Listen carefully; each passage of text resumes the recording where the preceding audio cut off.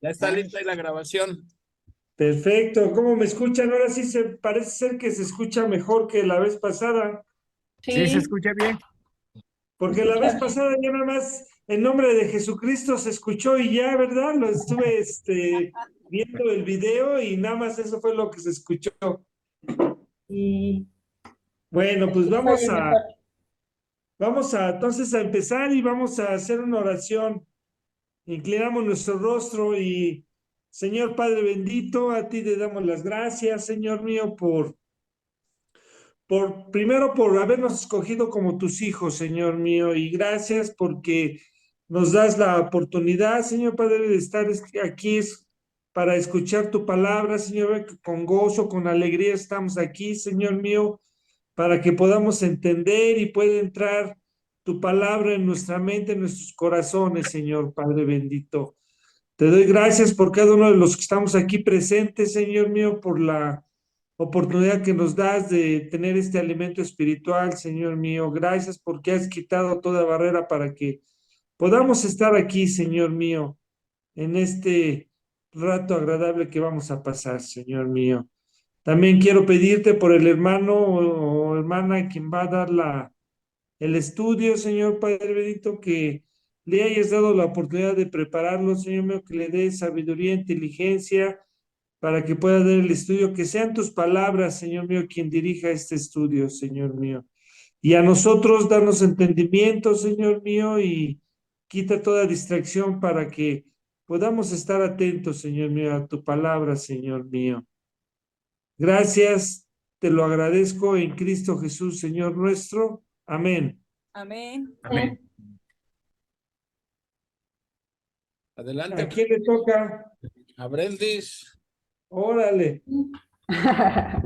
Bueno, pues vamos a hacer un poquito más dinámico esto, vamos a participar más, si me apoyan a leer, para que no ¿Sí? se duerman, porque los he visto que están bostez y bostece. Yo no puedo dormir en toda la noche, Brendis, pero ya se me está quitando el sueño. Bueno. Va a haber también una gran prueba. Vamos a ver que Dios también los va a poner a prueba. Mande, Japo. Ya adelante. Y vamos a ver cómo reaccionan a través de esa prueba que Dios les pone, ¿no? Entonces, a manera de introducción, vemos la apostasía y la corrupción habían carcomido las entrañas de Israel y la nación fue totalmente derrotada por los asirios. Ajá, ahora vemos que amenazan a Judá. Estos mismos asirios van a amenazar la tranquilidad y la paz de Judá. ¿Por qué? Porque iban camino, igual el camino que siguió Israel, Judá iba a seguir los mismos pasos. Desgraciadamente, aunque vamos a ver aquí un rey muy bueno, vamos a ver un rey que hizo cosas muy buenas ante los ojos de Jehová, vamos a ver que no fue suficiente, porque así como este fue bueno, va a venir uno malo, después va a venir uno bueno, después va a venir uno malo, y era una total espiral descendiente que que no terminaba, que no, realmente el pueblo no entendía lo que Jehová les estaba pidiendo, lo que les rogaba que hicieran, ¿no? Entonces vemos que esta espiral va cada vez peor y, y vamos a ver qué es lo que va a pasar en este caso con Judá. La semana pasada vimos que ya Asiria ya tomó a Israel por rehén, ya los llevó cautivos. Ajá, y a ver un ejemplo que nos pone también en este capítulo de lo que para Judá precisamente, pero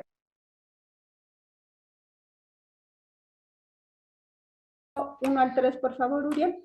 Claro que sí, y dice la palabra del Señor. En el tercer año de Oseas, hijo de Ela, rey de Israel, comenzó a reinar Ezequías, hijo de Acaz, rey de Judá. Cuando comenzó a reinar, era de 25 años y reinó en Jerusalén 29 años. El nombre de su madre fue Abí, hija de Zacarías. Hizo lo correcto ante los ojos de Jehová, conforme a todas las cosas que había hecho David su padre. Muy bien. Entonces aquí estamos viendo a un rey, que se llama Ezequías. Y recuerden que así como por el reino dividido, había un rey en Judá, un rey en el sur y un rey en el norte. Entonces, el rey del norte era Oseas, lo que vimos la semana pasada con Armandito, que pues que ya habían tomado a Israel para llevarlo al cautiverio. Entonces estaban a la par en ese momento, ¿no? Vemos que su padre fue Acaz.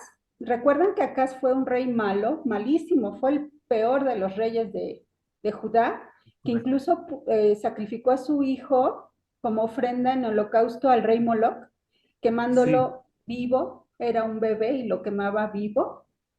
Hizo tantas cosas tan feas, también quiso traer cosas, innovar cosas nuevas al templo de Jehová, a su altar. Vimos que hizo cosas tremendas. Este es el papá de Ezequías, ¿no?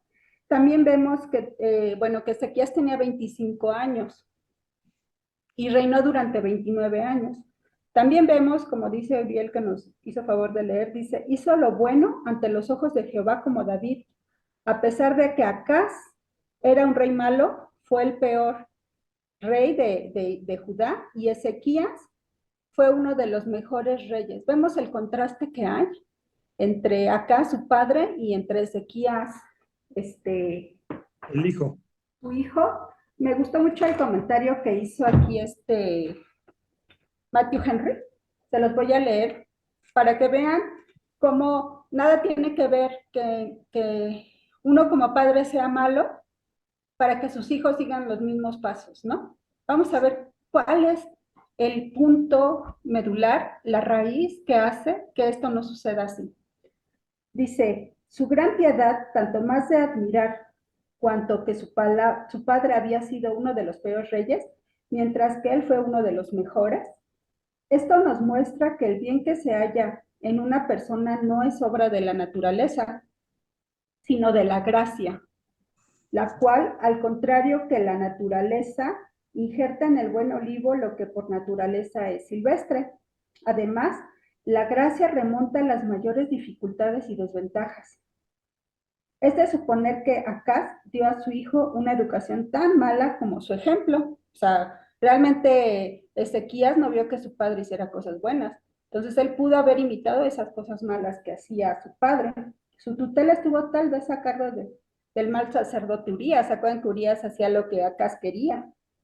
Sus sirvientes y compañeros serían adictos a la idolatría. Con todo esto, Ezequías resultó eminentemente bueno. Cuando obra la gracia de Dios, ¿qué podrá resistirle? Entonces aquí vemos que nosotros podemos ser los peores padres del mundo, pero si la gracia de Dios abunda en nuestros hijos, ellos van a ser buenos hijos. Ellos van a seguir otros pasos contrarios a los que los padres tenemos. Entonces, ¿esto de qué depende? De Jesucristo. Esto depende del Espíritu Santo, que nos redarguye y que nos guía. Así es que desechamos eso de que de tal palo tal astilla, porque no tiene que ser necesariamente así. ¿Algún comentario? No, nada más digo, eso es personal como la salvación, ¿no? Es personal y como tú dices, todo está en Jesucristo. Si tenemos a Jesucristo, Él hace lo bueno para sus hijos. Claro. Decía yo que también puede ser al revés. O sea, aquí el ejemplo es de mal padre había un buen hijo, pero a veces también puede ser al revés. De un buen padre salen mal hijos, porque realmente, dices tú, no depende de la genética. Hay factores coadyuvantes y hay factores determinantes. Hay cosas que pueden influir, pero finalmente, como dices tú, la gracia de Dios, ¿verdad? Entonces, es de dos vías esto. Pero bien, Como le pasó a David, ¿no? David era un buen padre y sus hijos sí, salieron malos, ¿no? exactamente. Entonces, sí, no es una regla general, ¿no? Claro, claro. Bueno, vemos aquí a manera de resumen para tener más claro. Su reinado empezó con un gran avivamiento de la verdadera religión y este movimiento también impactó a Israel. Ezequías nunca apostató con sus días y se pueden comparar sus hazañas espirituales con las de David, porque aquí dice como lo hizo su padre David y anduvo conforme a todas las cosas que había hecho David. Aquí vemos que Ezequías es uno de los mejores reyes, junto con Josías, su nieto, que lo vamos a ver en el capítulo 23, y Josafat.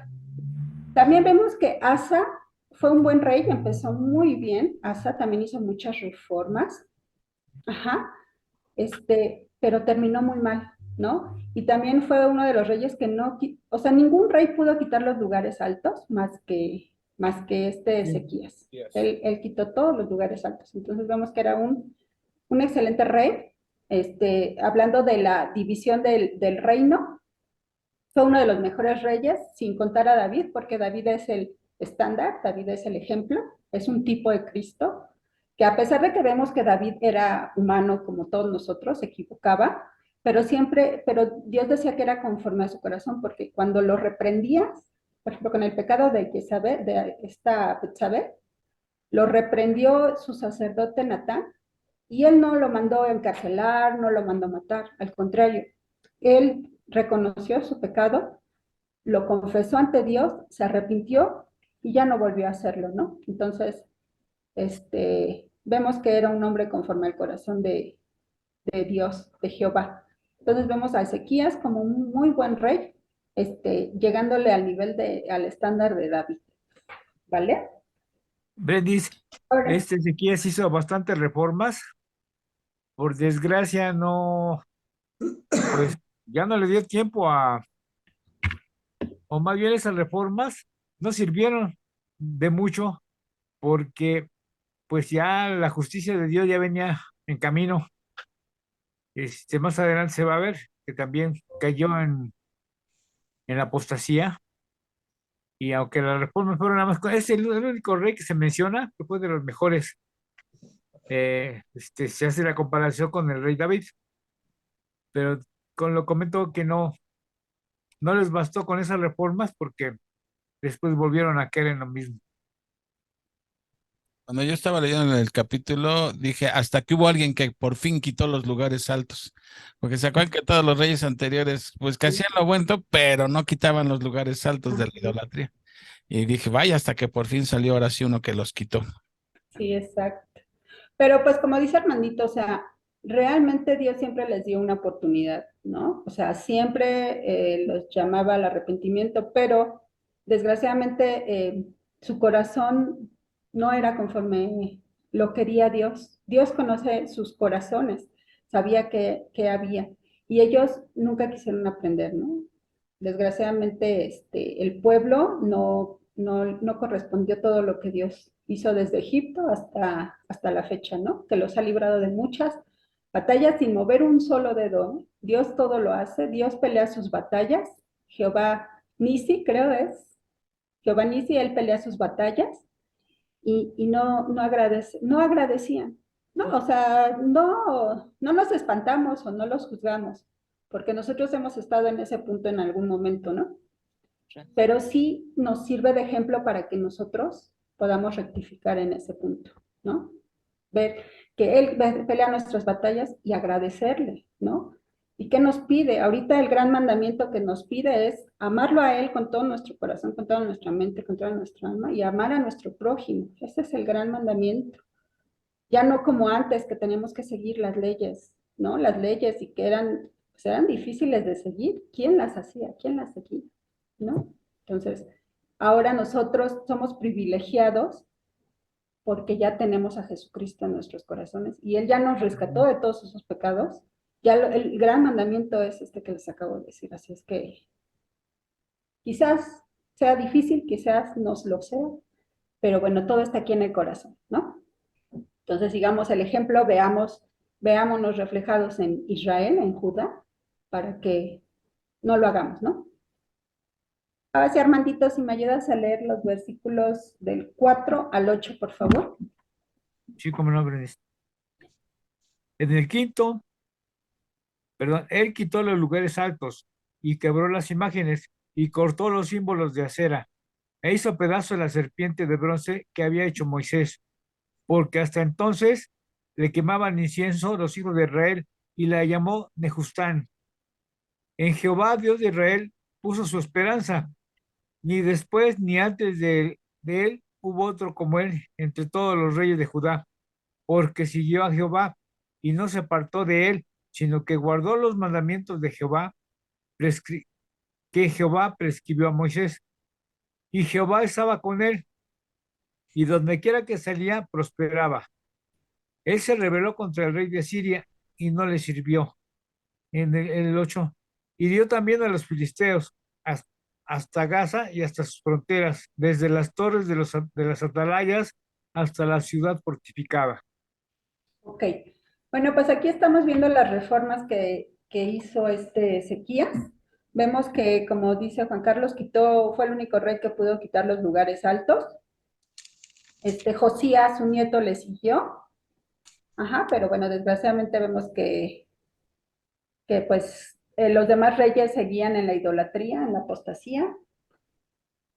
Bueno, para describir los lugares altos, porque siempre decimos lugares altos, ¿y qué quiere decir estos lugares altos, no? Dice, los lugares altos eran para los ritos de adoraciones, ya sea al verdadero Dios o a los falsos dioses que el hombre ha inventado.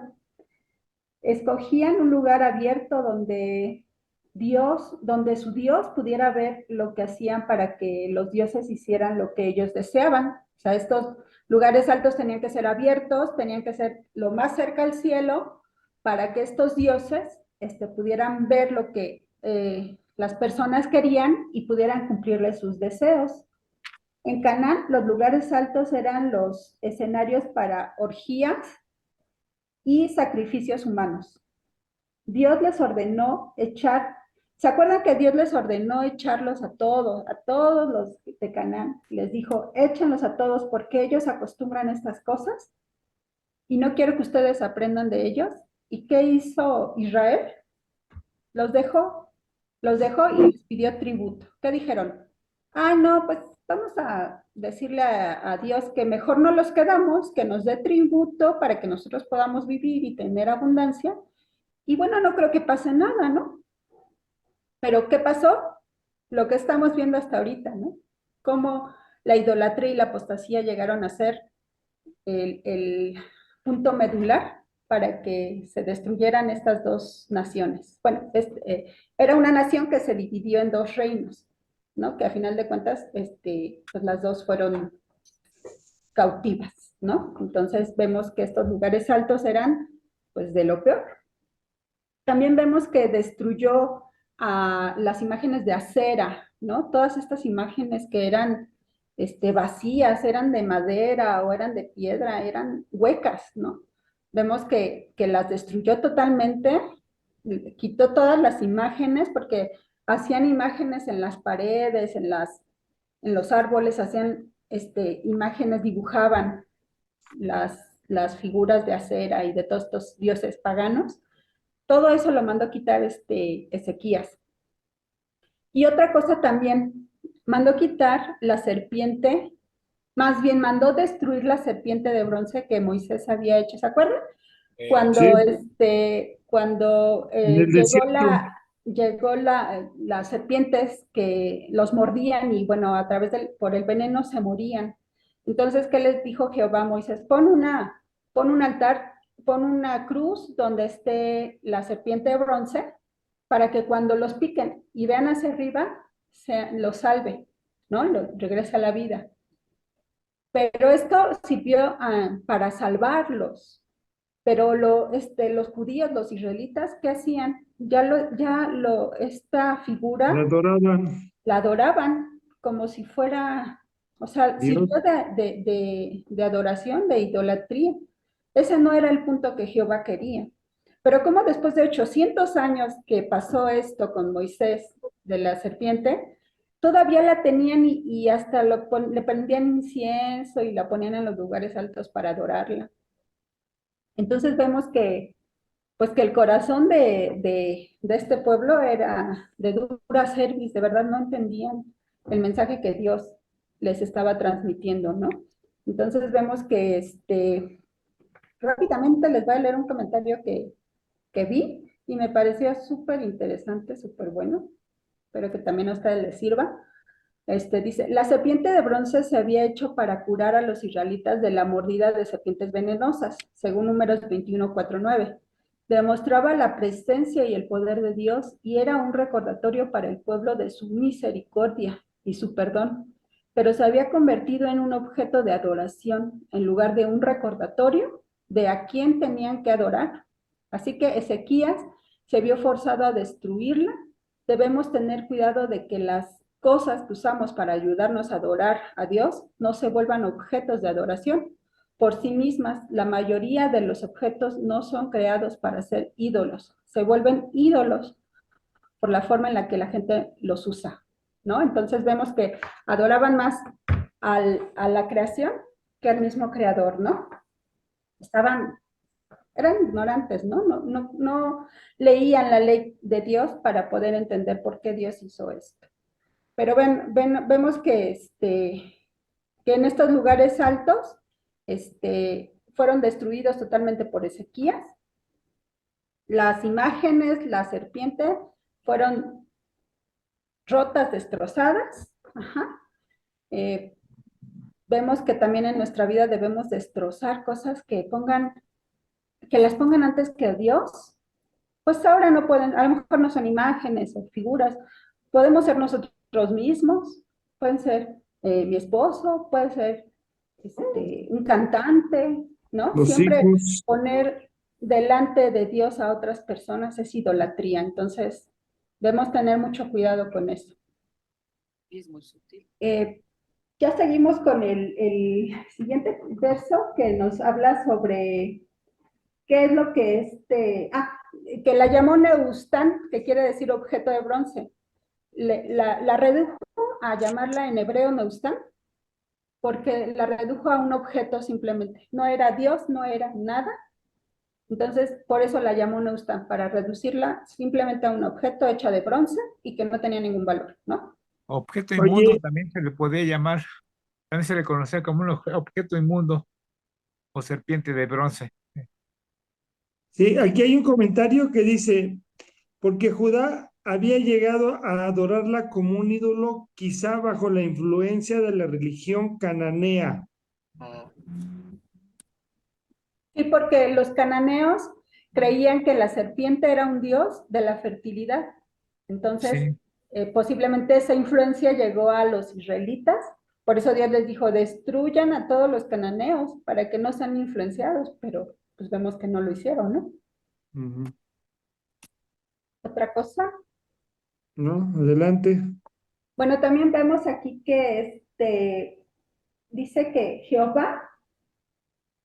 en Jehová, Dios de Israel, puso su esperanza. Vemos aquí una Ezequías que puso la esperanza y su fe en Dios. Vemos que fue perseverante en esto que hacía. No se dejó intimidar por nadie.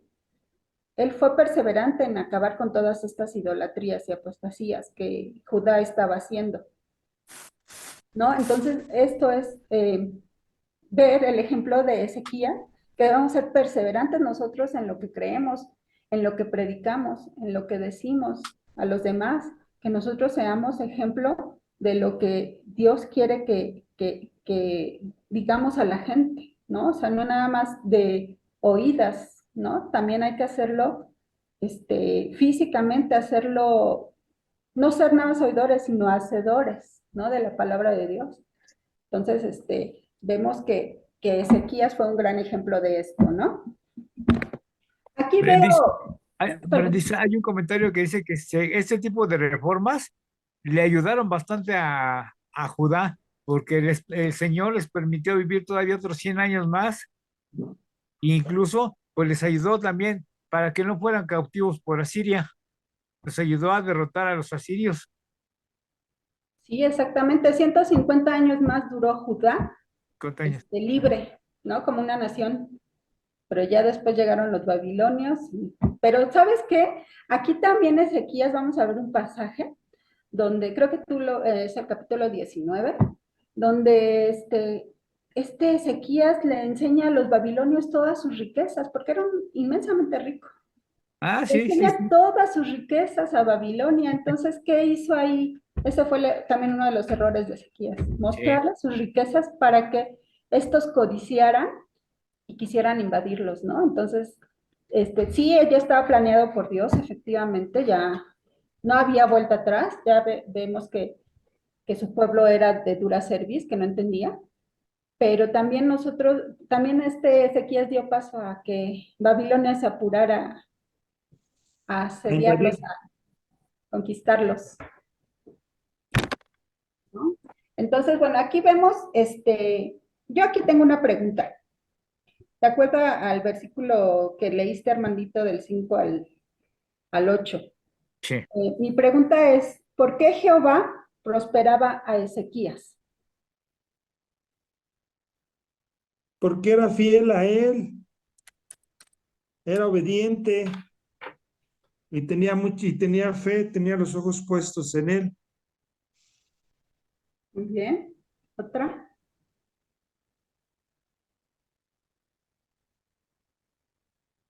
Dice que Dios lo bendijo y prosperó, ya que logró romper la servidumbre de Asiria, que había empezado en tiempo de Acaz, y la victoria sobre los filisteos, así como la recuperación de territorios perdidos. Pero la más importante fue la que nos comentó Uriel, que está en el versículo 5, que dice, en Jehová Dios de Israel puso su esperanza. Ni después ni antes de él hubo otro como él entre todos los reyes de Judá. Fue uno de los mejores reyes, porque siguió a Jehová y no se apartó de él, sino que guardó los mandamientos que Jehová prescribió a Moisés. Este versículo, el 6, es el versículo clave. ¿Por qué es que Dios nos prospera? ¿Y por qué es que Dios está con nosotros en donde vamos? Porque siguió a Jehová y no se apartó de él, sino que guardó los mandamientos que Jehová prescribió a Moisés, ¿no? Entonces vemos que este es un versículo clave, porque es que Dios prosperó tanto a Ezequías, porque él tuvo fe y tuvo esperanza y siempre confiaba en Dios, como todos nosotros, como humanos, A, lo a reconozco pesar yo de en lo todas las, personal. digo, y a pesar de todas las circunstancias, debemos de confiar en el Señor. Claro, en lo personal yo muchas veces cuando digo, es que esto es imposible, o sea, esto, ¿cómo lo voy a resolver? Yo lo quiero resolver por mis propias fuerzas, pero no, yo ya no debo de actuar con mis propias fuerzas. Yo ya entregué mi vida a Jesucristo y debo Amén. confiar en que Él va a hacer las cosas por mí, como muchas veces lo hacía en Israel, que ni siquiera movían un dedo, todo lo hacía Jehová. Entonces, así debemos confiar a ese grado, ¿no? De que ni siquiera nosotros podamos mover un dedo y que Jehová gane nuestras batallas, ¿no? Oriel dijo algo muy importante, la fe que tenía Ezequías, y hay una constante en la Biblia: Dios siempre honra tu fe. Y eso es lo que pasó. Y como dije, Uriel, a pesar de las circunstancias, eso ahí se ejemplifica de lo que es caminar por fe y no por vista. Porque cuando ponemos la mirada en las circunstancias, olvídate, pues te derrumbas. Pero la fe tiene que estar siempre puesta en el Señor, tu mirada en el Señor, porque si no es muy fácil derrumbarse.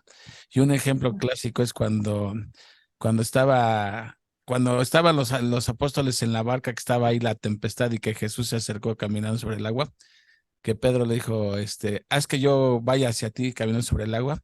Y Pedro empezó a caminar sobre el agua. Y cuando vio que estaba arreciando la tormenta y quitó los ojos del Señor y la puso en las circunstancias, ¿qué pasó? Se hundió. Se Dudó. empezó a Selló. hundir. ¿Y qué le dijo Jesús? Hombre de poca fe, ¿por qué dudaste? Si ibas tan bien, ¿no? No, Y entonces la importancia de la fe, ¿verdad? La fe de verdad pero esa es una fe que el mismo Señor nos la da, ¿verdad? Y que uno también la tiene que aprender a desarrollar y a ejercitar tu fe, ¿no? Y Dios a través de tantas pruebas nos está enseñando a ejercitar nuestra fe, porque te lleva de prueba en prueba para que aprendamos a ejercitar nuestra fe. ¿No, Leti? No, y me llama la atención que muchas veces nosotros, ¿verdad? Ya pusimos encomendamos a Dios nuestra petición, nuestra prueba, pero la paciencia, no tenemos paciencia, no sabemos esperar en el Señor y queremos tomar atajos o decimos, no, mejor le voy a ayudar al Señor. Y entonces es cuando viene el fracaso, porque no sabemos esperar en Él. Somos muy impacientes, sobre todo cuando pues es una prueba fuerte, ¿no? Entonces, yo creo que sí hay que pedirle al Señor en medio de las pruebas paciencia para que podamos esperar en Él, ¿no? Así es, adelante, Berenice. Sí, exacto, una virtud que Dios nos da, la paciencia, ¿no? Y como dices, ejercitarlo como si fuera un músculo, ¿no? Para que puedas ejercitar tu músculo tienes que hacer ejercicio, tener buenos hábitos. La fe es ejercitar ese músculo que Dios nos ha dado, ¿no? Porque esa fe viene de Dios, ya ni de nosotros viene esa fe, ¿no? Entonces es trabajar también, trabajar no nada más, Sí, quedarse por ejemplo, sentado. teniendo fe en el Señor y todo, viene el resultado, ¿no? Exacto. Sí, como dices tú, nosotros debemos esperar en Él, pero haciendo todos los ejercicios espirituales que Él nos ha mandado, como es la oración, leer nuestra palabra, congregarnos, discipularnos, ¿no? ¿Por qué? Porque eso nos va a dar la fuerza. Fortalécete en el Señor, ¿no? Y eso nos va a dar la fuerza para soportar el tiempo que el Señor nos quiera tener así y no desesperarnos, porque, ¿cómo se llama? Debemos estar en dependencia de Él. Me recordaste el versículo ese de ejercítate para la piedad. Para todo aprovecha la piedad. Ya Sí. síguele, Berenice, que ya, hermanito, se me está durmiendo. Ya me está ganando Drácula. Entonces, y ya para terminar, y Jehová estaba con él y a donde quiera que salía, prosperaba. Él se rebeló contra el rey de Asiria y no le sirvió. Lo que hizo su padre Acaz, él le rendía tributo al rey de Asiria, hasta fue a Damasco para entregarle el tributo y vio cómo estaba el altar y quiso imitarlo, ¿no? Sabemos que era como vulgarmente se dice, es que no tengo otra palabra, como lambebotas, ¿no? Estaba ahí atrás del rey asirio, quería imitarlo en todo, ¿no? Entonces Hasta vemos tanto que que le mandó a hacer una estatua, ¿no? ¿Cómo? ¿Estatua? estatua, sí. Me invento. Entonces vemos que Ezequías no hizo eso, no le sirvió, se rebeló, ¿no? Y también Dios le permitió que hiriera a los filisteos hasta Gaza, ¿no? Y sus fronteras, desde las torres de los atalayas hasta las ciudades fortificadas. Entonces vemos que todavía ganó territorio Ezequías, ganó bastante territorio. Acuérdense que las ciudades fortificadas las hizo Asa. ¿Se acuerdan que Asa fue el que inauguró estas ciudades fortificadas? Entonces vemos que ganó bastante territorio, pero ahorita vamos a ver qué pasa con esas ciudades fortificadas. ¿Qué me falta? Japón, ¿me puedes ayudar a leer del 9 al 12, por favor? Claro que sí. Dice, en el cuarto año del rey Ezequías, que era el año séptimo de Oseas, hijo de Ela, rey de Israel, subió Salmanasar, rey de los asirios, contra Samaria y la sitió. Y la tomaron al cabo de 3 años. En el año sexto de Ezequías, el cual era el año noveno de Oseas, del rey de Israel, fue tomada Samaria. Samaria es el reino del norte, ¿te acuerdas?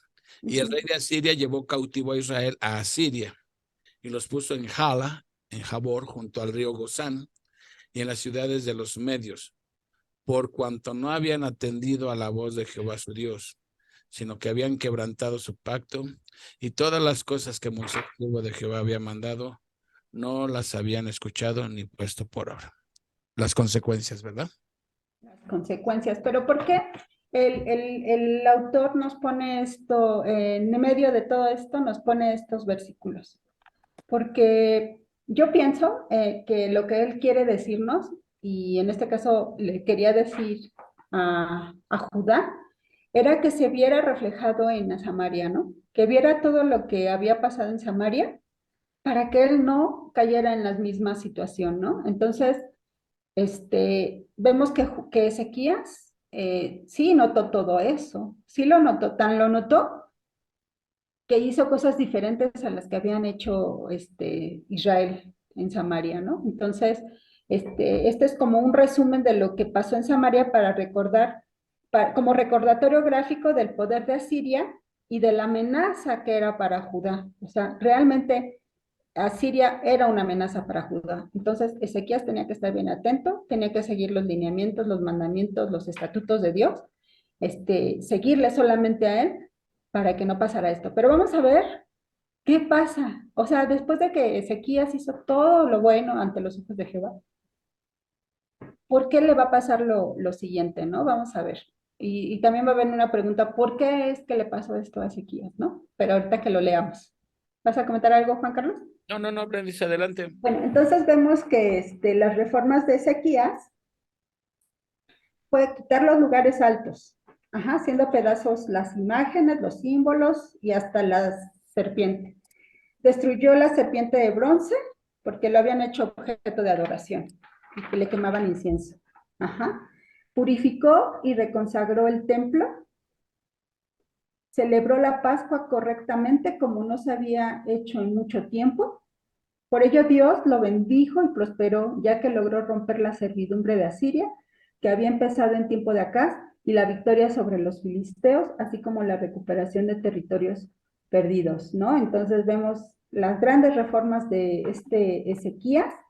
Vemos que ya en los siguientes capítulos vamos a ver cómo celebró la Pascua y que gracias a la celebración de la Pascua, que no se había hecho en muchos años, creo que desde Salomón, hizo que varios tribus de Israel se fueran a Judá a adorar a Dios y ya no siguieran adorando en lugares altos, ¿no? O sea, varias tribus fueron a Judá a celebrar, a adorar a Dios en el templo que Dios había establecido para ello.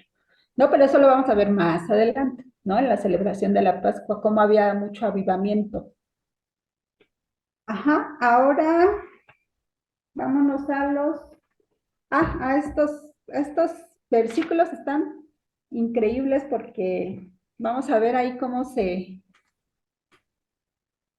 en un momento Ezequías se debilita, piensa que hizo mal, pero después reacciona y está convencido de que Jehová va a ayudarlo a ganar esta guerra, ¿no? Se dice que se había afiliado a los egipcios, a los filisteos y varios otros para poderle dar la guerra, hacerle la guerra a los asirios, pero le resultó contraproducente, porque Asiria era un imperio muy grande en ese entonces y empezó a invadir todos los territorios y a los que se le oponían, o sea, o le ponían resistencia, pues les daba en la torre. No, y ya vemos que Egipto ya no era una nación fuerte, ya No, militarmente estaban debilitados. Entonces, pues vamos a ver que no, que realmente Ezequías no quiso eso, nunca se acercó a Egipto a pedirle ayuda. Él solamente confiaba en Jehová tú y preguntabas hace rato qué fue lo que sucedió aquí. Aquí confió más en el hombre, pero después se dio cuenta de su error y fue que regresó a pedir perdón, bueno, y a suplicarle a Jehová, exacto, pedirle ayuda. ¿sí? Como todos nosotros, ¿no? Que en un momento flaqueamos, pero el Espíritu Santo nos redarguye y nos lleva nuevamente a El reconsiderar esto, camino. al camino, exacto. Entonces, bueno, vamos a leer del 13. Uy, es que esto está re bueno. Vamos a leer del 13 al 18. Dice, a los 14 años del rey Ezequías, subió Sennacherib, rey de Asiria, contra todas las ciudades fortificadas de Judá y las tomó. Aquí viene mi pregunta. ¿Por qué Dios permitió que se tomaran las ciudades fortificadas de Judá si Ezequías estaba haciendo lo correcto? Si Ezequías estaba siguiendo los mandamientos de Dios, ¿por qué es que permitió esto? Porque te digo que flaqueó un poco y confió más en el hombre que en Dios. Ahí sí, no creo pensar que pues lo que a muchos nos pasa, ¿no? Nos llega a pasar. Nos vemos en un apuro y vamos y pedimos ayuda a otra persona en lugar de pedirle ayuda correctamente al Señor. Sabemos que se puede pedir la ayuda o intersección en este caso hubo un apoyo en oración con los hermanos. Pero aquí fue diferente. Pidió el apoyo militar y no confió en Dios. Sí, pero yo pienso, mi humilde opinión es que Dios le puso una prueba de fe a Ezequías, ¿no? A ver qué tan fuerte era tu fe, si realmente confiabas en Dios, porque es bien fácil tener fe cuando nos está yendo de maravilla, ¿no? O sea, cuando estamos así, que las finanzas perfectas, la salud excelente. No, yo tengo mucha fe, pero cuando Dios nos pone pruebas, que nos manda enfermedades, malas finanzas, es cuando Dios dice, voy a probar tu fe. Si es verdad que tienes tanta fe, entonces yo en lo personal, no sé, puede ser que esté equivocada, fue porque Dios quiso probar la fe de Ezequías, ¿no? Para ver hasta dónde llegaba su fe. Pero bueno, vamos a ver que sí, efectivamente, Ezequías flaqueó, pero rectificó el camino. Y eso lo vemos si nos vamos por favor a Segunda de Crónicas 32:2. Segunda de Crónicas 32:2.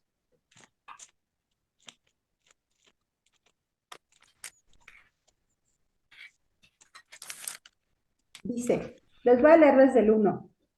Después de estas cosas y de esta fidelidad, o sea, lo que les comentaba de todas las reformas y de todo lo que hizo, incluso de la Pascua, ¿no? O sea, aquí ya nos está hablando, en el 31 nos está hablando de la fiesta de la Pascua, que la celebró y que tuvieron gran avivamiento, incluso tribus de Israel. Dice, después de estas cosas y de esta fidelidad, vino Sennacherib, rey de los asirios, e invadió a Judá y acampó contra las ciudades fortificadas con la intención de conquistarla.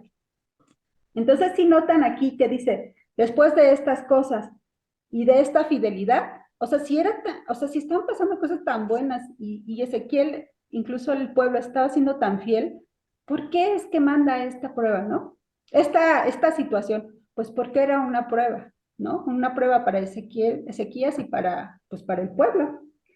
Entonces dice que llegó Sennacherib, rey de Asiria, e invadió Judá y acampó contra las ciudades fortificadas con la intención de conquistarla. Viendo pues Ezequías la venida de Sennacherib y su intención de combatir a Jerusalén, aquí es cuando Ezequías se puso las pilas. Tuvo consejo de sus príncipes y con sus hombres valientes para cegar las fuentes de agua que estaban fuera de la ciudad, y ellos le apoyaron. Entonces se reunió mucho pueblo y cegaron todas las fuentes y el arroyo que corría a través del territorio, diciendo, ¿por qué han de hallar los reyes de Asiria muchas aguas cuando vengan? Después, con ánimo resuelto, edificó Ezequías todos los muros caídos e hizo alzar las torres y otro muro por fuera. Fortificó además a Milo en la ciudad de David y también hizo muchas espadas y escudos y puso capitanes de guerra sobre el pueblo y los hizo reunir en la plaza de la puerta de la ciudad y habló al corazón de ellos diciendo, esforzaos y animaos, no temáis ni tengáis miedo del rey de Asiria, de toda la multitud que con él viene, porque más hay con nosotros que con él. Con él está, así es hasta el 8. Con él está el brazo de carne, mas con nosotros está Jehová nuestro Dios, para ayudarnos y pelear nuestras batallas. Y el pueblo tuvo confianza en las palabras de Ezequías, rey de Judá. Entonces ya vemos que efectivamente estaba probando la fe de Ezequías, pero Ezequías se puso las pilas. Y él actuó también porque él confiaba en Dios, ¿no? Entonces vemos que no todo era de que ahorita lo que vamos a leer, que sí se rindió ante el rey Asirio y le dio tributo, pero antes hizo todas estas cosas. ¿Estamos de acuerdo? Entonces, el versículo 14. Entonces Ezequías, rey de Judá, envió a decir al rey de Asiria que estaba en Laquis. O sea, el rey de Asiria ya estaba en las ciudades fortificadas y por ahí estaba Laquis. Yo he pecado. O sea, esto de yo he pecado es como decirle, me equivoqué, rey de Asiria, ¿no? Discúlpame. ¿Qué es lo que tengo que hacer para que tú no vengas a invadir mi ciudad, para que te vayas, ¿no? Te alejes de mí. Dice, yo he pecado, apártate de mí, y haré todo lo que me impongas. Y el rey de Asiria impuso a Ezequías, rey de Judá, 300 talentos de plata y 30 talentos de oro, que esto equivale a, dice aquí John MacArthur, dice que 10 toneladas de plata y 1 tonelada de oro. así es, 1 tonelada de oro para pagar. Ajá. Entonces, vemos que pues no era poca cosa, ¿no? Realmente era bastante, ¿no? Bastante dinero, que tuvo que hasta desmantelar las puertas, tuvo que ir a saquear el templo de Jehová y tuvo que también saquear la casa real, ¿no? Para poder juntar todo este oro y toda esta plata. Versículo 15.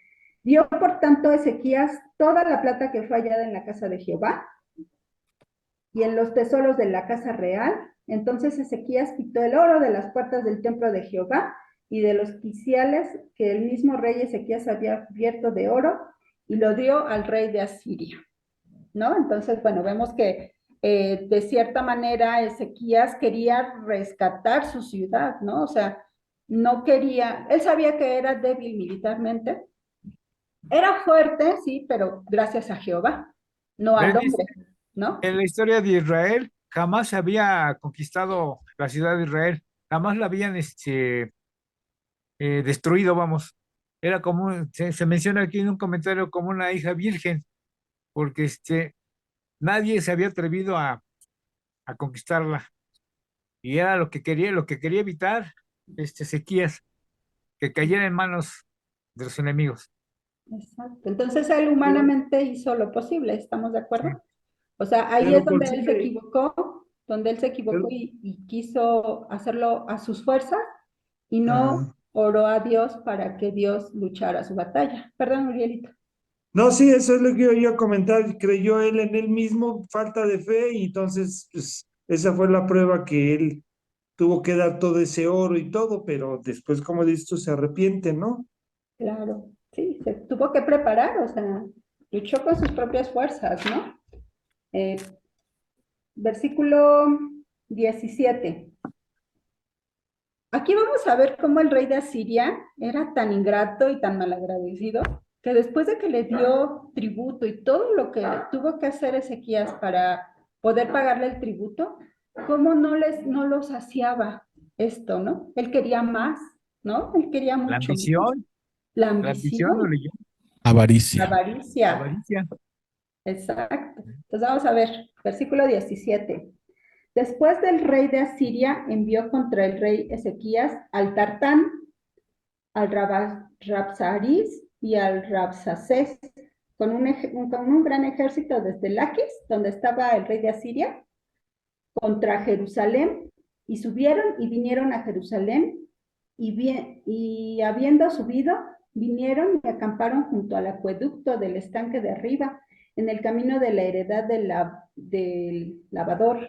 Bueno, pues aquí estamos viendo que el rey de Asiria no era suficiente para él lo que Ezequías le había dado y mandó al Tartán. El Tartán, el Rabsaris y el Rabsacés eran títulos de oficiales, de personas importantes en el reino. Por ejemplo, el Tartán era comandante supremo, era como un vicepresidente, ¿no? El Rabsaris era un oficial en jefe, era como un secretario de Estado, más o menos. Y el Rabsacés Funcionario. era un comandante de batalla, que era el general del ejército. Entonces los manda con Ezequías para decirle, ¿sabes qué? El rey quiere más, ¿no? Así es que agárrate, Ezequías, porque vas a ver todo lo que te voy a decir. Unas cuantas verdades te voy a decir, ¿no? Entonces ya le dice, también vemos que el acueducto del estanque de arriba, en el camino de la heredad del lavador, como su nombre lo dice, el lavador era como una fuente de agua, ¿no? Donde iban a lavar la ropa, era la fuente de agua que incluso pues que abastecía a la ciudad, ¿no? Entonces, pues vemos que el rey de ¿No era Asiria el estanque era, de Siloé? Creo que ¿perdón? sí era el estanque de Siloé, ¿verdad? la parte de arriba. Ujú, Y exacto. dice un comentario que Ezequías, ya sabiamente había hecho una especie de acueducto para poder obtener agua en caso de que fuera sitiada la ciudad de Jerusalén, para que no se quedaran sin agua, porque lo primero que se padecía era de la sed, del agua. El agua. Entonces no aguantarían sin agua, ¿no? Entonces, incluso vi algún comentario que hicieron de una predicación, que aún existe ese acueducto de Ezequías, incluso que ese acueducto entra así como si fuera por abajo de la tierra y llega a la ciudad y es la que abastece a la ciudad de Y que David. Entonces, que en la actualidad sigue ese acueducto en funciones, que incluso tú puedes entrar, que es un lugar así muy oscuro, como una cueva, tú puedes entrar a ese acueducto y que el agua te llega a los pies y puedes caminar todo lo que Ezequías o gente de Israel caminaba para saber que era como un laberinto, como un, no sé, una cueva que Ezequías hizo para que el agua llegara a la ciudad, pero que le sirvió que también para distribuyera muchas toda cosas. la ciudad. Exacto. Entonces es muy interesante también. Eso, Sí. entonces ese era el lavador, que estaban fuera de los muros de la ciudad. Ajá. Versículo 18. Llamaron luego al rey.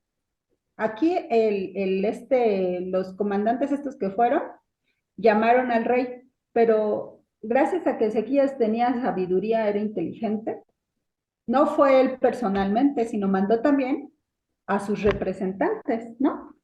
Entonces dice, y salió a ellos Eliaquim, hijo de Hilcías, mayordomo, y Sebna, escriba, y Joá, hijo de Asaf, canciller. Bueno, ellos también tenían títulos, ellos sí el autor sí no los menciona por nombre, pero también tenían cargos oficiales en el reino. Por ejemplo, este Eliaquim era el administrador del palacio, Sebna era el secretario y Joá era el canciller, como Marcelo Ebrard, ¿no? Más o menos, era el canciller.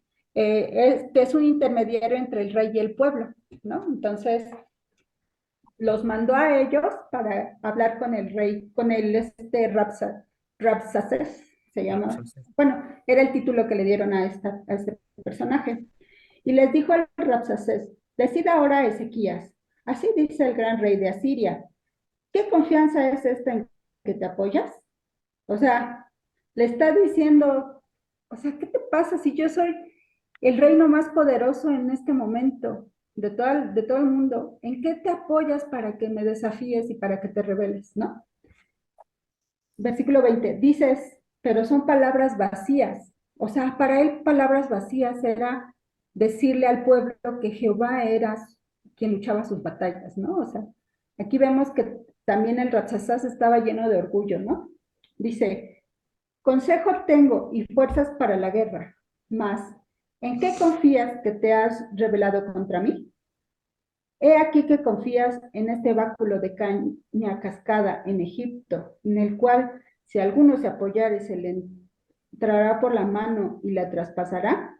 Tal es el faraón rey de Egipto para todos los que en él confían. O sea, ya en ese momento, en ese tiempo, Egipto ya no era la nación más poderosa, era Asiria. Asiria. Entonces, el Rabsacés pensaba que Ezequías se había apoyado en Egipto, como lo hizo el rey Sedequías. ¿Se acuerdan del rey Sedequías de Israel? Él confió en el hombre, confió en que Egipto lo iba a rescatar. Pero nunca llegó a Egipto cuando llegaron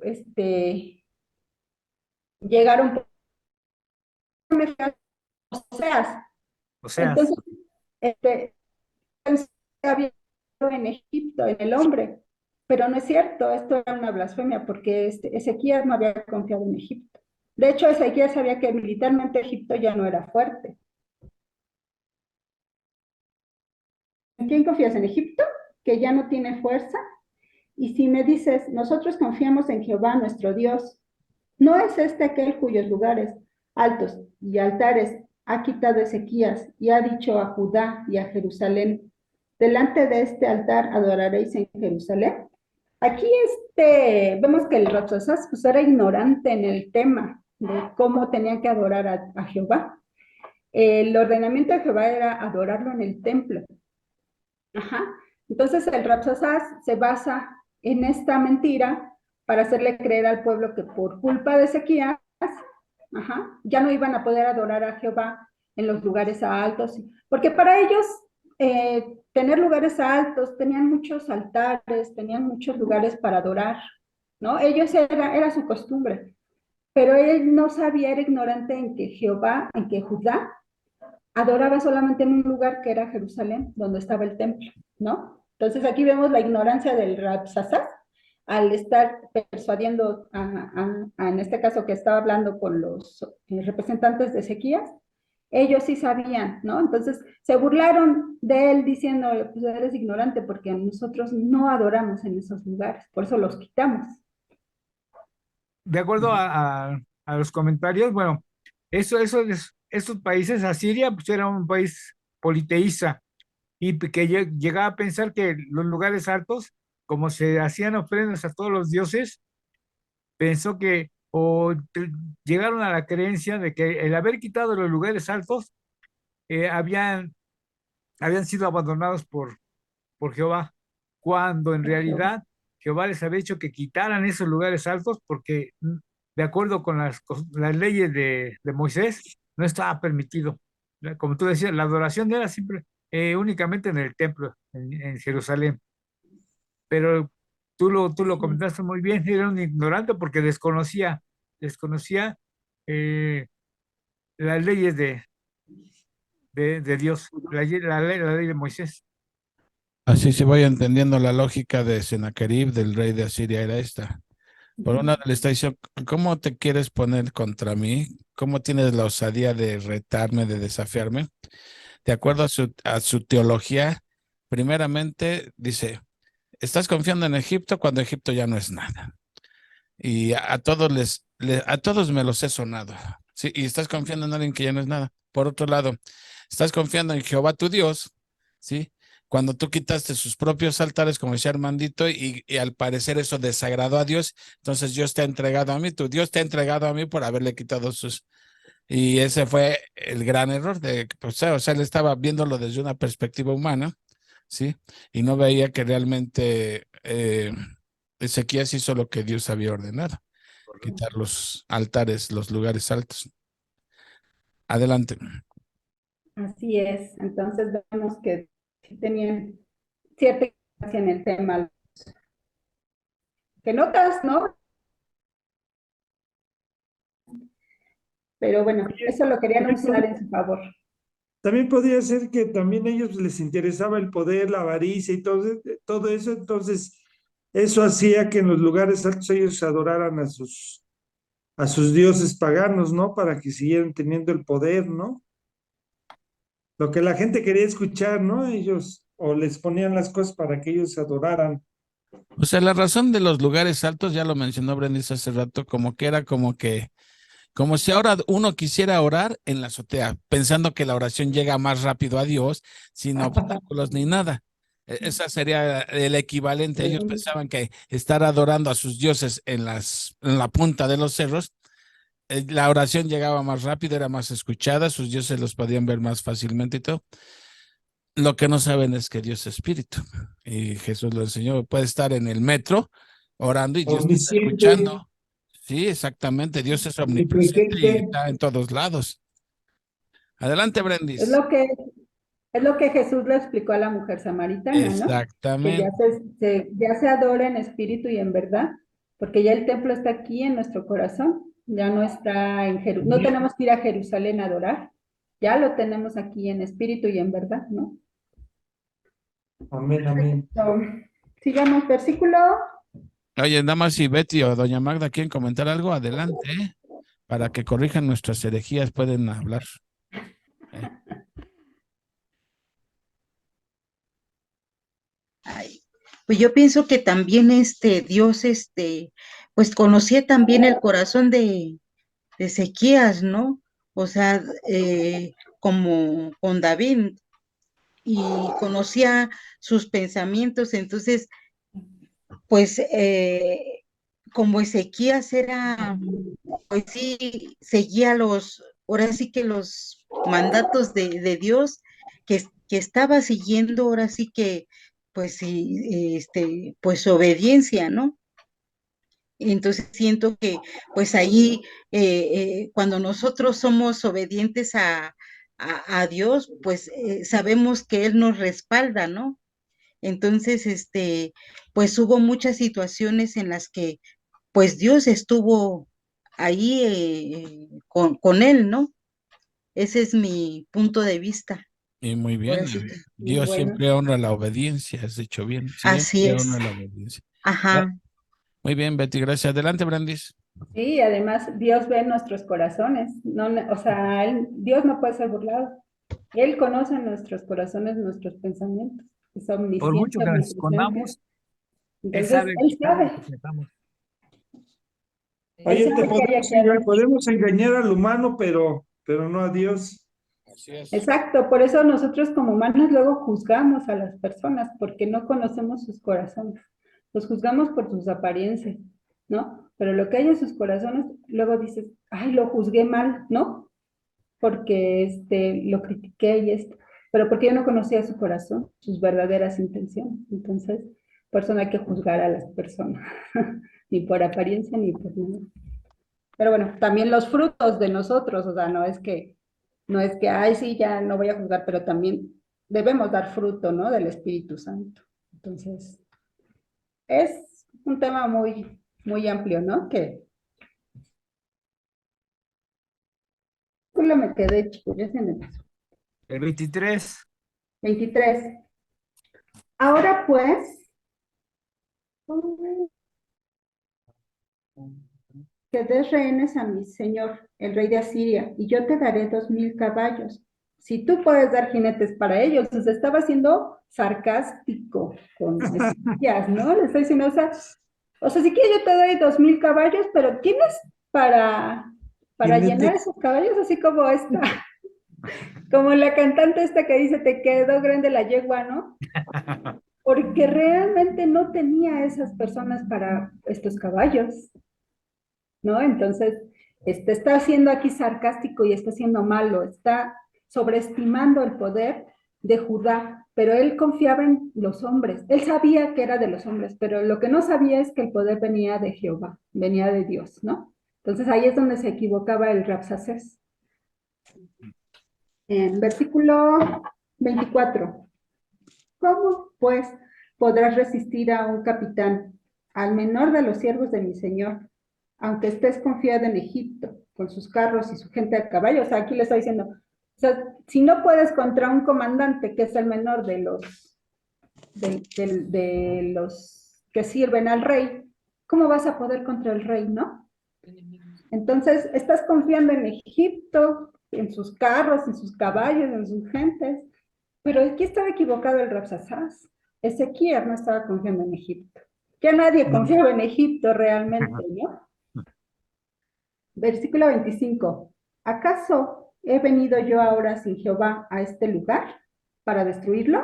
Jehová me ha dicho, sube a esta tierra y destrúyela. O sea, aquí vemos, efectivamente, Dios usa a gente pagana para sus propósitos y para su cumplimiento. Usó a Siria para llevar en cautiverio a Israel, pero no había usado a Siria, no la había usado para destruir a Judá. Entonces ahí estaba muy equivocado el Rabsacés, ¿no? Sí sabía, o sea, es lo que les digo, eran ignorantes en unas cosas, pero en otras sí sabían. En y este caso, estaban hasta blasfemando, blasfemaba, porque se Jehová burlaban nunca de habló Dios, con el de Dios, Rabsacés, no tanto del pueblo de Judá, sino de Dios de directamente. Dios. Exacto, nunca había hablado Jehová con el Rabsacés o con el rey ¿No? de Asiria para decirle destruye esa ciudad. Estaba mintiendo con todos los dientes. Con el propósito de intimidarlo. Intimidar. Ese era el propósito principal, atemorizarlos para que ellos se rindieran y se fueran con él. Pero más adelante les va a decir, les va a prometer tantas cosas que me acordé de esta Eva cuando la serpiente la engañó.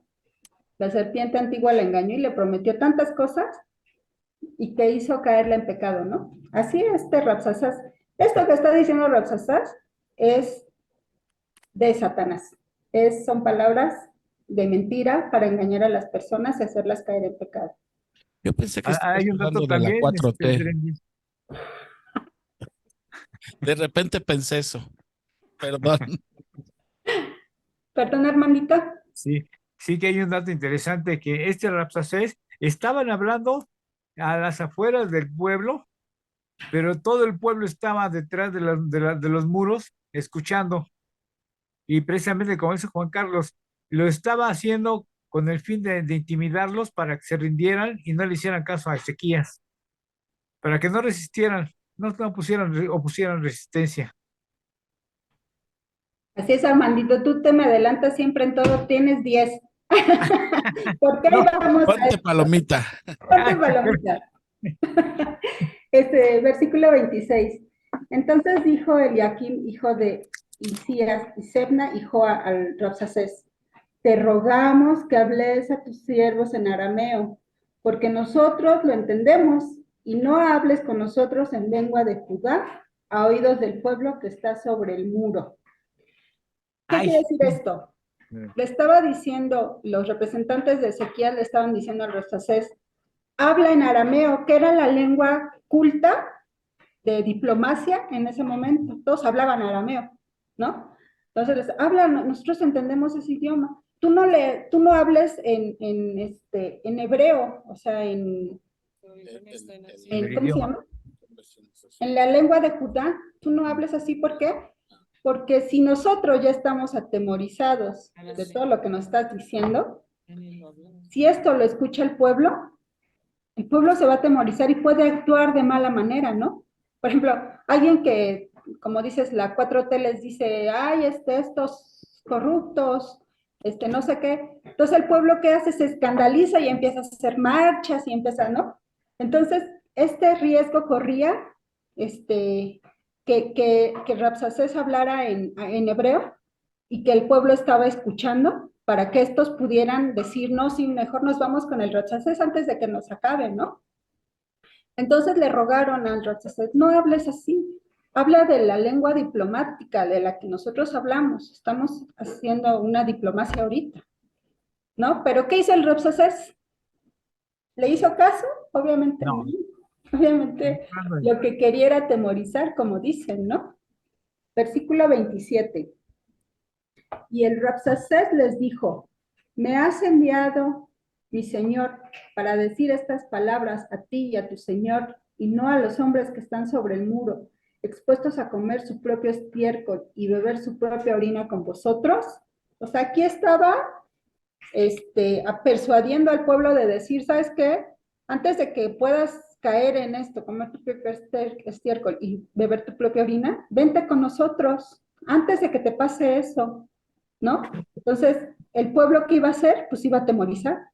Pero Ezequías les dijo antes, les dio una orden antes. Oigan y callen, no hablen, ahora sí que calladito te ves más bonito. Porque les dijo, no digan una sola palabra. ¿Y saben qué? El pueblo lo obedeció. Vamos a ver en los siguientes versículos cómo es que el pueblo obedeció a Ezequías, ¿no? 28.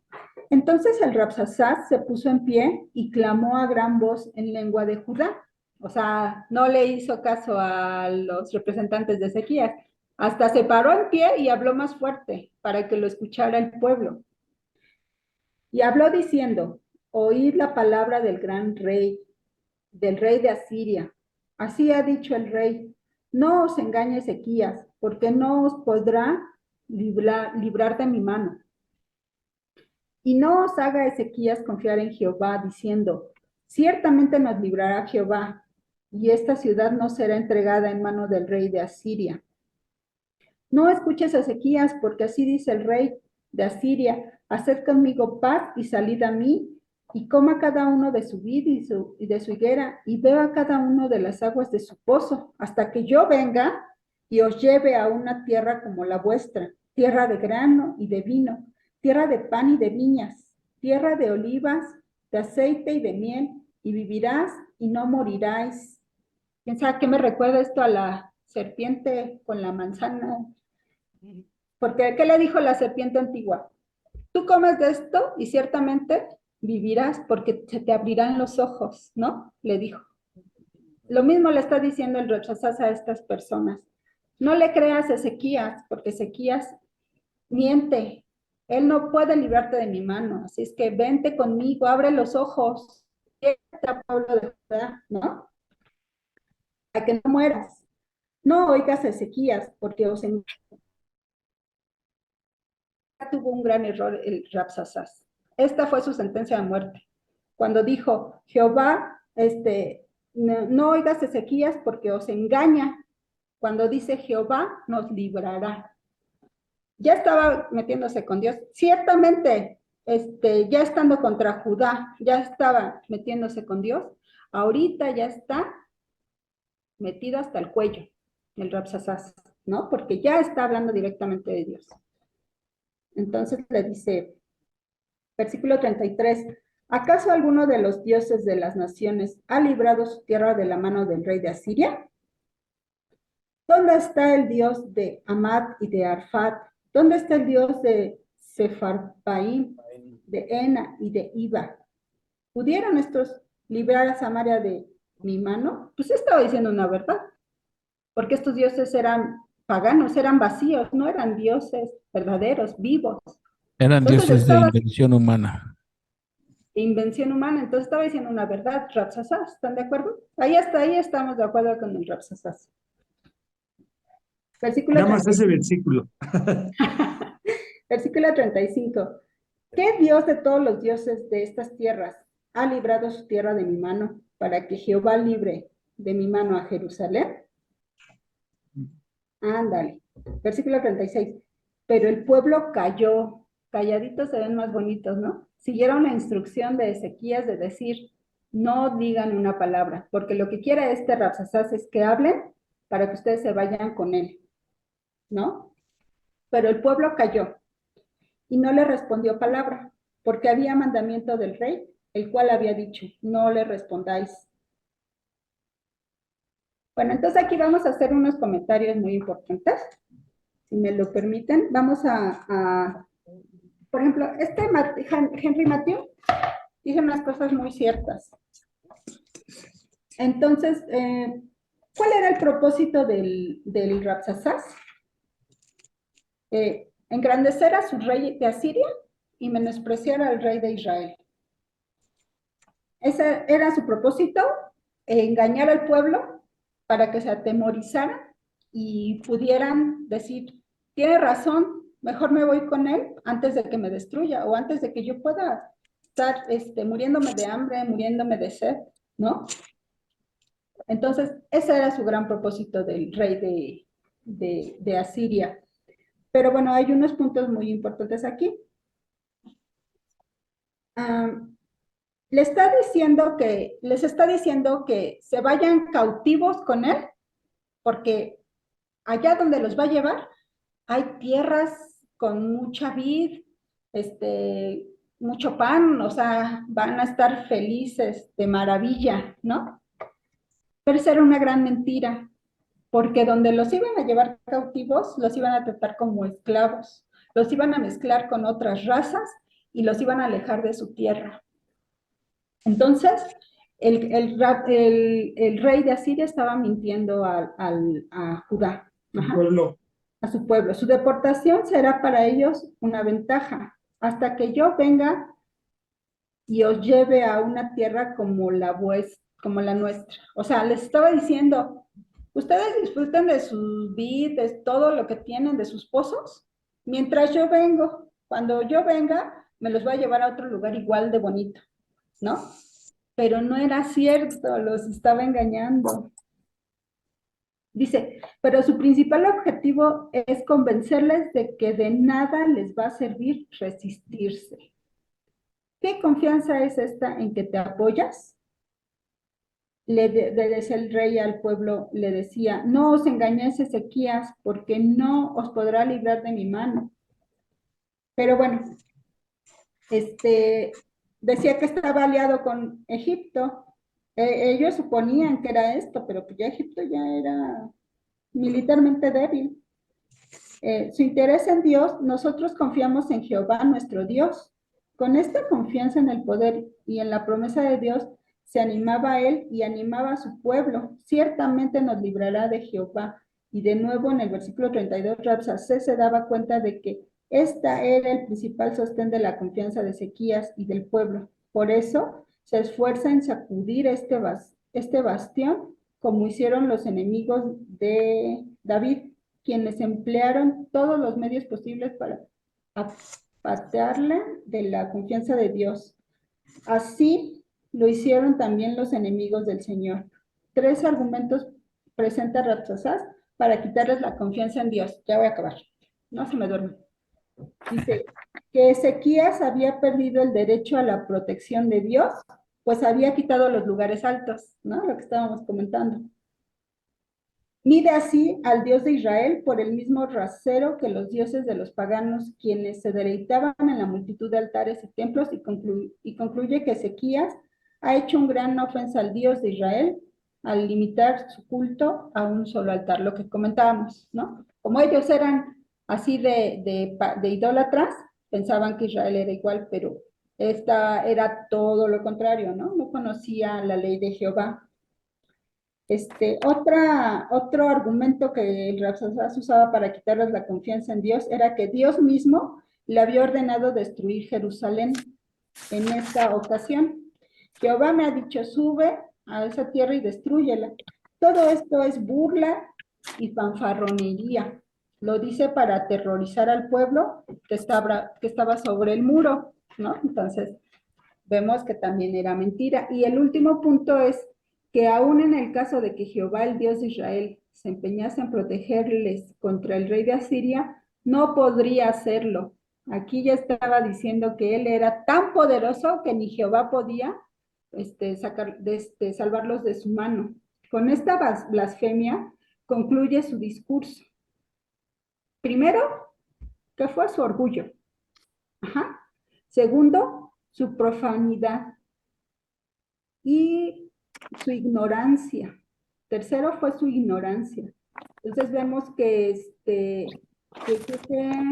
su ignorancia del Dios de Israel sería menos excusable y su enemistad más explicable, pues los apóstatas suelen ser los enemigos más acerbos y despectivos, como lo vemos en el emperador romano. Bueno, entonces aquí estamos viendo que el Rabsacés estaba completamente equivocado, estaba por el camino incorrecto al meterse con Dios, al blasfemar aquí ya Dios iba a poner manos en el asunto. Ya de hecho Dios está en control en todo momento. Dios está en control desde que el rey de Asiria sitió Judá, ya Dios estaba en control. Dios sabe que algo es lo que va a pasar. Simplemente está usando a estas personas para sus propósitos. Somos instrumentos, somos siervos inútiles, ¿no? Porque estamos para servirle a Él, para sus propósitos. ¿Y por qué? Por amor de Él mismo.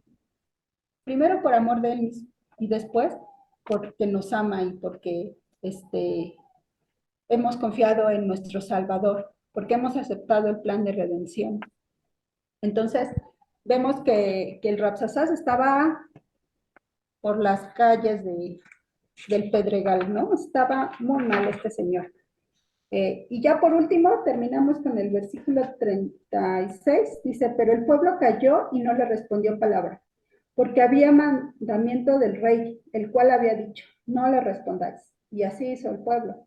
Entonces Eliaquim, hijo de Hilcías, mayordomo, y Sebna, escriba, y Joá, hijo de Asafat, canciller, vinieron a Ezequías, rasgando sus vestidos, y le contaron las palabras del Rabsacés. Rasgando sus vestidos es señal de duelo, señal de dolor, señal de preocupación. Entonces llegaron con Ezequías, porque para este entonces, hasta este momento, Ezequías se enteró de todo lo que estaba pasando con el Rabsacés, ¿no? Ezequías no sabía. Entonces, está bien interesante porque el siguiente capítulo, el 19, nos va a describir qué es lo que va a pasar, qué es lo que hizo Ezequías. Entonces ahí vamos a ver que realmente Ezequías tenía fe en Jehová, ¿no? Entonces, vemos que Ezequías era de buen corazón, Dios conocía su corazón, era conforme al corazón de Jehová, como lo fue su padre David, y que va a hacer lo correcto, ¿no? Entonces nos deja aquí en suspenso, nos deja en puntos suspensivos, porque lo que sigue es sumamente importante y es lo que nos va a enseñar.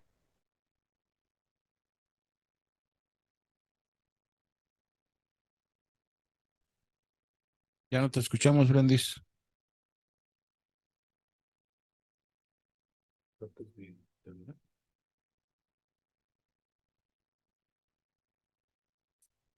Bueno, ¿me escuchan? Ahí te escuchamos. Ah, es que se me congeló la imagen y pensé que eran ustedes los congelados, pero el congelado era yo.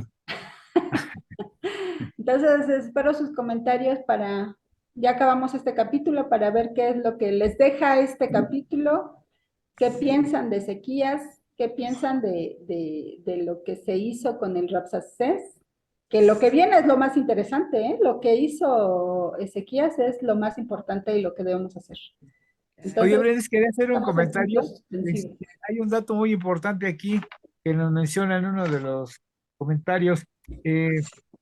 Cuando Sennacherib se da cuenta de que hay un pacto entre Judá, o sea, Judá, Egipto, Filistea, empieza a invadir a todas esas ciudades. Por último dejó a Egipto, pero va del lado de Filistea, bueno, toda la parte de la costa, y de una vez que invade Filistea y lo captura, se va contra las ciudades fortificadas de Judá. Entonces dice aquí que fueron 46 ciudades fortificadas las que tomó y que se llevó cautivos 200,000 judíos. Dios. eh, y eso fue antes de que pidiera el tributo de los 300 talentos de plata y de los 30 talentos de oro. Este, bueno, esto me viene a la mente de que eh, Jerusalén prácticamente era la única ciudad fortificada que faltaba porque se apoderaran los asirios. Entonces quedaba un remanente. Había muy poca gente ya dentro del pueblo de Dios. Como tú mencionas, el próximo capítulo se va a ver precisamente cómo se va a salvar ese remanente. Dios Eh, siempre tiene un remanente. sí, Amén. amén, amén. Por ejemplo, también vemos que desafortunadamente nunca aprendemos lo suficiente de lo que nos pasa. Acerca de los israelitas, la Biblia dice, muchas veces Dios los libró, pero ellos empeñados en su rebeldía se hundieron en la maldad.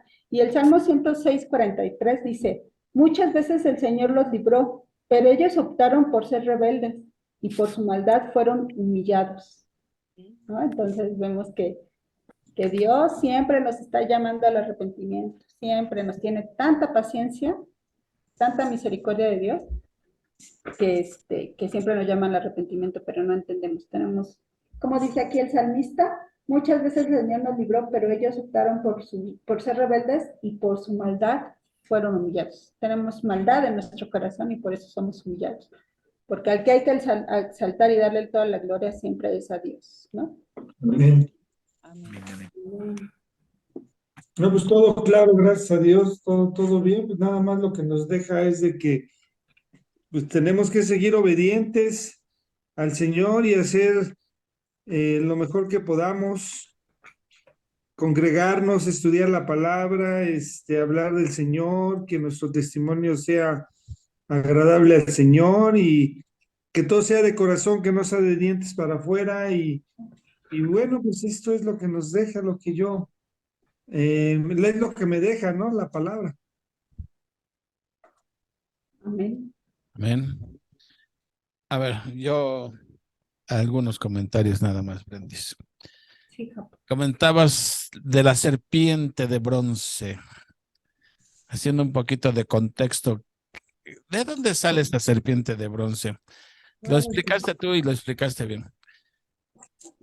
El pueblo estaba tan rejego contra Dios que Dios les envió una plaga de serpientes que lo estaban mordiendo y estaban muriendo.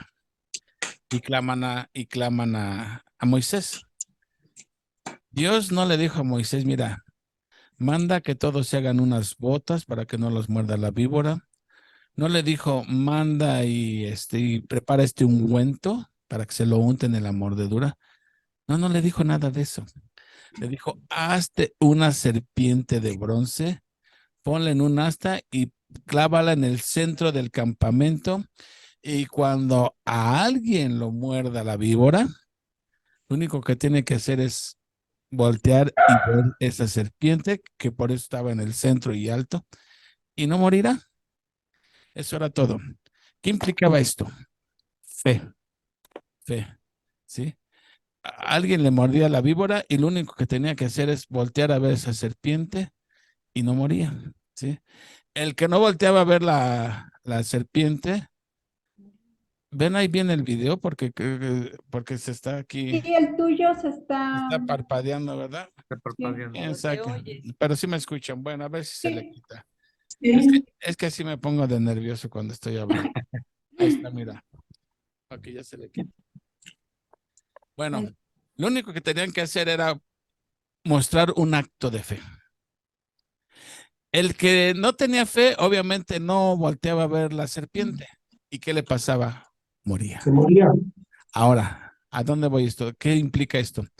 Si recuerdan ustedes en Juan 3, Jesús le está hablando con Nicodemo, un experto en la ley, y cita este pasaje cuando le dice, así como Moisés levantó una serpiente en el desierto, y este es el contexto, así también el Hijo del Hombre tiene que ser levantado.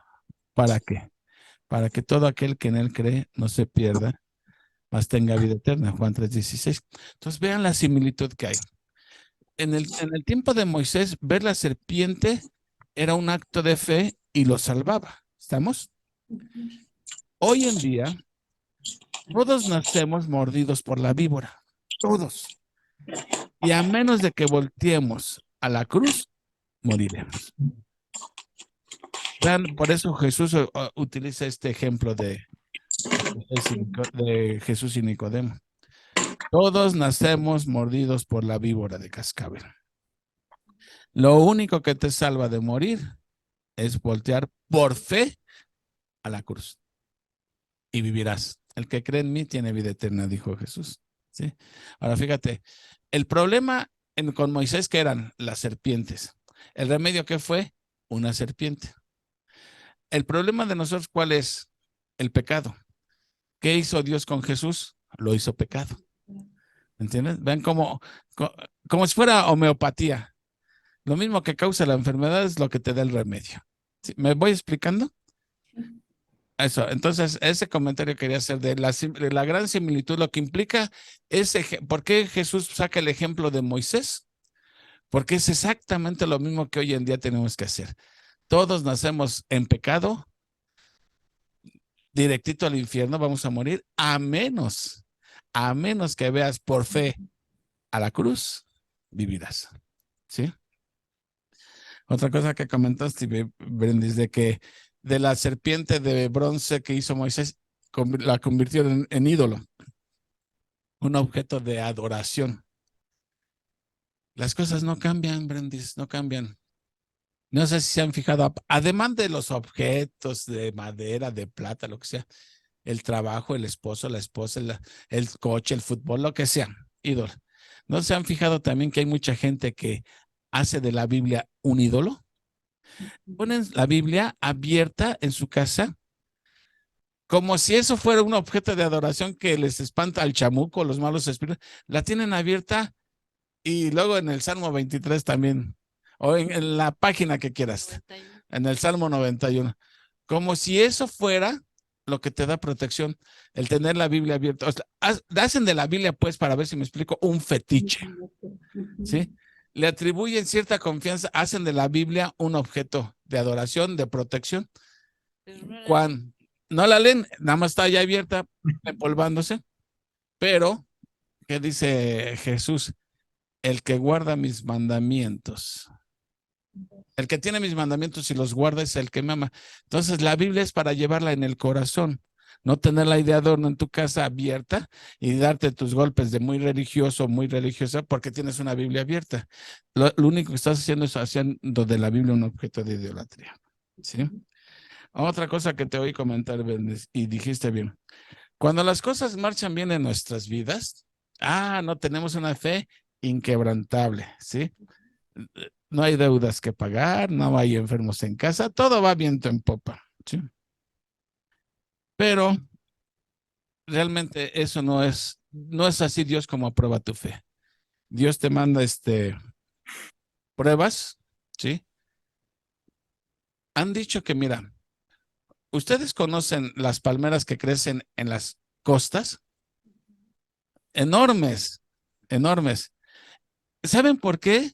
No, porque un viento es difícil que desprenda una palmera de su lugar, porque entre más fuerte esté el viento, ese es un estímulo que la palmera echa más a fondo sus raíces.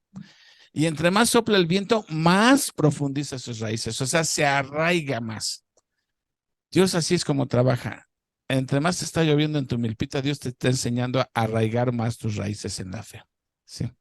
Entonces, eso es, o como dicen también, nuestra fe es como un papalote. Un papalote para que vuele tiene que tener el viento en contra. Si no hay viento en contra, el papalote nunca se va a elevar. Entonces, cuando te está lloviendo en tu milpita, que el viento todo está en contra, es cuando Dios utiliza eso para fortalecer tu fe. Una otra cosa, Dios manda las pruebas. Dios le mandó una prueba a Ezequías, pero no para que Dios supiera qué clase de fe tenía Ezequías. La prueba que Dios te manda es para que tú mismo sepas qué clase de fe tienes. Se la mandó a Abraham y dice, y Dios probó a Abraham, ahí en Génesis 22. ¿Acaso Dios no sabía la clase de fe que tenía Abraham? No, era para que Abraham se diera cuenta de la clase de fe que tenía. ¿Sí? En Deuteronomio 8 dice que Dios trajo a su pueblo por el desierto, los hizo pasar hambre, todo lo que pasó el pueblo, dice, para saber qué es lo que había en tu corazón. O sea, no es que Dios no supiera qué había en el corazón del pueblo, Dios lo sabía porque Él es omnisciente. Es para que ellos se dieran cuenta realmente si tenían o no tenían fe, y vieron que no tenían fe, o sea, dudaban. Cuando Dios manda pruebas a nuestra vida, no es para que Dios sepa ver qué clase de fe tienes, Dios ya lo sabe. Es para que nosotros nos demos cuenta qué clase de fe tenemos. Porque como dijiste, Brendis, cuando todo marcha viento en popa, no, hombre, soy hombre o mujer de mucha fe. Cuando viene la prueba ahí es cuando se demuestra si tienes o no tienes fe. ¿Sí? Y otra cosa que mencionabas, es que lo aquí anoto tan. También de los caballos y los jinetes. Eso era como una burla, como dijiste, dice, si tienes 2,000 jinetes, te doy 2,000 caballos. Obviamente se estaba mofando de él. Esto ilustra un poco cómo es la salvación. Mira, la Biblia enseña y Pablo lo enseña en Efesios que nosotros estamos muertos en nuestros delitos y pecados. ¿Sí? Estamos muertos en delitos y pecados. Entonces Dios te dice, si crees, eres salvo. ¿Sí? Pero el ejemplo es mira. Es como si tú le dijeras a un ciego, mira, si eres capaz de ver este $1,000,000, te lo regalo. Eso es una burla, porque ¿cómo un ciego va a ver $1,000,000? No lo va a poder ver, te estás burlando, te estás mofando de él. Lo mismo sería entonces que Dios te dijera, si crees, eres salvo. Pero ¿cómo voy a creer si estoy muerto espiritualmente? Ahí es donde se ve la mano de Dios. Dios primero te da vida a ti para que puedas creer. Y vosotros estabais muertos en delitos y pecados, pero Él les dio vida. ¿Para qué nos dio? O sea, Dios te toca espiritualmente para que puedas creer. Por eso esto explica por qué mucha gente no cree, porque están muertos espiritualmente, no reaccionan a nada, a menos que Dios les dé vida. Porque si no es como si dijera Dios, pues a menos que creas, te salvo. Pero ¿cómo va a creer si estoy muerto en delitos y pecados? Estoy muerto espiritualmente. Pero por eso Dios te da vida primeramente para que puedas creer. Esa es otra, ¿sí?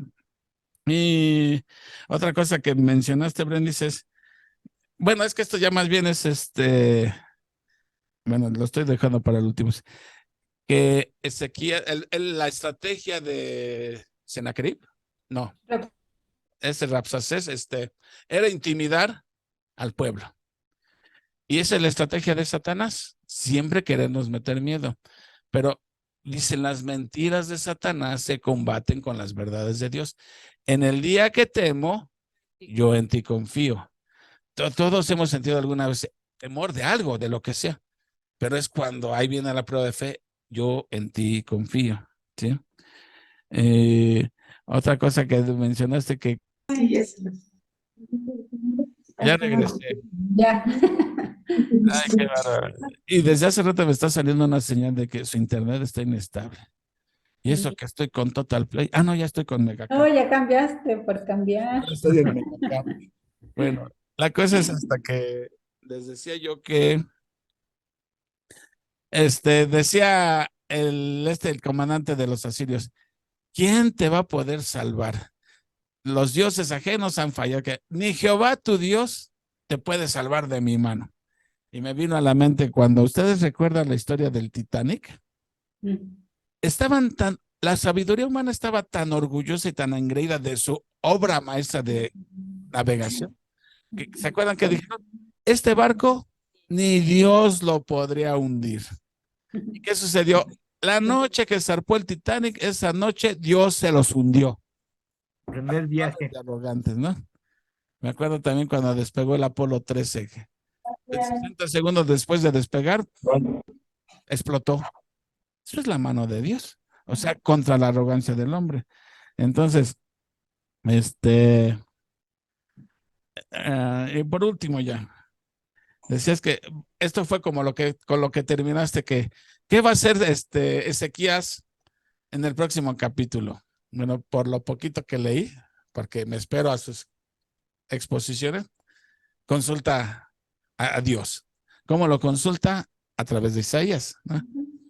Y esto es una enseñanza para nosotros. Cuando no sepas qué hacer, consulta a Dios. ¿Qué dice la Escritura? Muchas veces nos vemos en situaciones donde no sabemos qué hacer. Bueno, ¿qué dice Dios? ¿Qué dice la Escritura?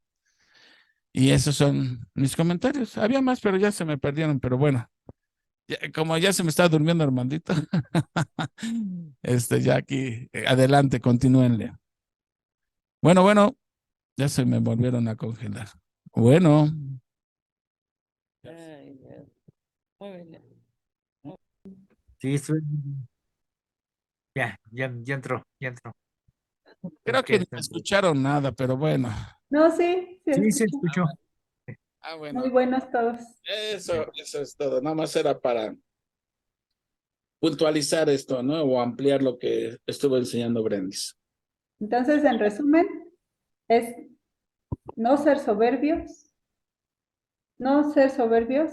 tener centrado en quién estamos, a quién servimos, centrarnos en quién estamos. Aquí hay un pensamiento que les quiero compartir que dice, ¿se acuerdan del rey Asa, no? El rey Asa le dijo al pueblo de Judá, centraran sus vidas en Dios. Esto está en 2 de Crónicas 14. Dice, realmente cualquiera que sea el centro de tu vida, constituye tu Dios. Cuando le entregas tu vida a Cristo, Él pasó a ser el centro, pero debes mantenerlo allí mediante la adoración. Pablo dijo que él oraba por los creyentes para que por fe Cristo habite en sus corazones. Entonces tenemos que tener bien centrado a quién servimos, en quién creemos y cuál es el propósito de nuestras vidas.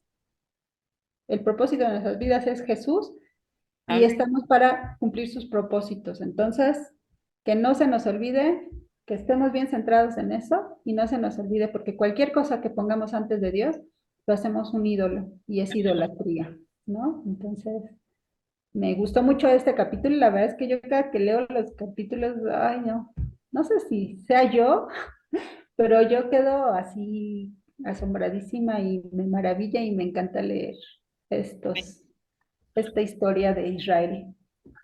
A ver, repito la pregunta que hice hace 8 días y que cada rato les estoy haciendo. Ay, no. ¿Cuáles son las 3 cosas que Dios dice que no debemos ignorar, que dice, hermanos, no quiero que ignoréis. ¿Cuáles eran esas tres cosas? Pues esto, que sepamos la historia de Israel. Ah, muy bien, es la Una de historia. ellas. Una de ellas es que no ignoremos la historia de Israel, porque el que ignora la historia está condenado a repetirla. La segunda era, no ignoremos los dones espirituales, y la tercera, que no ignoremos acerca de los que duermen. Pero en este caso, Dios nos manda a que no ignoremos la historia de Israel, porque es la historia de cualquiera de nosotros. Y hay que aprender de los errores para que no caigamos en lo mismo. Si después de conocer la historia caemos en lo mismo, pues ya eso ya la Biblia le llama necedad, ¿verdad? Bueno, muy bien, Brendis, pues ya van a dar las 11 ya. Es hora de hacer la meme. A ver, Uriel, te paso ya el micro para que nos despidas.